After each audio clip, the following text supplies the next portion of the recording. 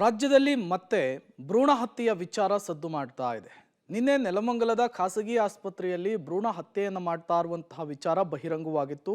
ಅದೇ ವಿಚಾರಕ್ಕೆ ಸಂಬಂಧಪಟ್ಟಂತೆ ಮತ್ತೆ ಇವತ್ತು ಅಧಿಕಾರಿಗಳು ರೇಡನ್ನು ಮಾಡಿ ತನಿಖೆಯನ್ನು ಮುಂದುವರಿಸಿದ್ದಾರೆ. ಹಾಗಾದ್ರೆ ದಾಳಿಯ ಸಂದರ್ಭದಲ್ಲಿ ಏನೆಲ್ಲ ಸಿಕ್ತು, ಈ ವಿಚಾರದಲ್ಲಿ ಇವತ್ತು ಏನೆಲ್ಲ ಬೆಳವಣಿಗೆ ಆಯಿತು, ಬನ್ನಿ ನೋಡ್ಕೊಂಡು ಬರೋಣ.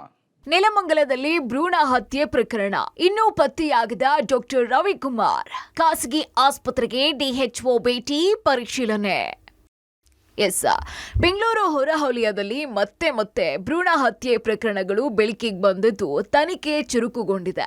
ನೆಲಮಂಗಲದ ಖಾಸಗಿ ಆಸ್ಪತ್ರೆಯಲ್ಲಿ 2021ರಿಂದ ಇಲ್ಲಿ ತನಕ 74 ಗರ್ಭಪಾತದ ಬಗ್ಗೆ ದಾಖಲಾತಿಗಳು ದೊರೆತಿದ್ದು, ಇದರಲ್ಲಿ 30 ಗರ್ಭಪಾತ ಪ್ರಕರಣದ ಸೂಕ್ತ ದಾಖಲಾತಿಗಳು ದೊರೆಯದೇ ಇರೋ ಕಾರಣ ದೂರು ದಾಖಲಿಸಿಕೊಳ್ಳಲಾಗಿತ್ತು. ಇವತ್ತು ಪ್ರಕರಣ ಸಂಬಂಧ ಡಿಎಚ್ಒ ಸುನಿಲ್ ಕುಮಾರ್ ಹಾಗೂ ಕುಟುಂಬ ಕಲ್ಯಾಣ ಅಧಿಕಾರಿಗಳ ಜೊತೆಗೆ ಪೊಲೀಸರು ಸ್ಥಳ ಮಹಜರು ನಡೆಸಿದ್ದಾರೆ.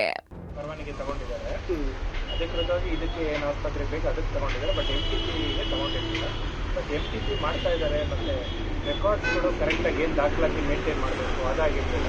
ಹಾಗಾಗಿ ಕಳೆದ ಪೊಲೀಸ್ MTP ಆ್ಯಕ್ಟ್ ಅಡಿಯಲ್ಲಿ ಕಾಯ್ದೆಯಲ್ಲಿ ಪ್ರಕರಣ ದಾಖಲು ಮಾಡಿ FIR ಹಾಕಿದ್ದೀವಿ. ಅದಕ್ಕೆ ಪ್ರಕಾರ ಪೊಲೀಸರು ಹೆಚ್ಚಿನ ತನಿಖೆ ಅವತ್ತಿಂದಲೂ ಮಾಡಿದ್ದಾರೆ, ನೋಟಿಸ್ ಕೊಟ್ಟಿದ್ರು, ಇವಾಗೇನು ತನಿಖೆ ಮಾಡ್ತಾ ಇದ್ದಾರೆ.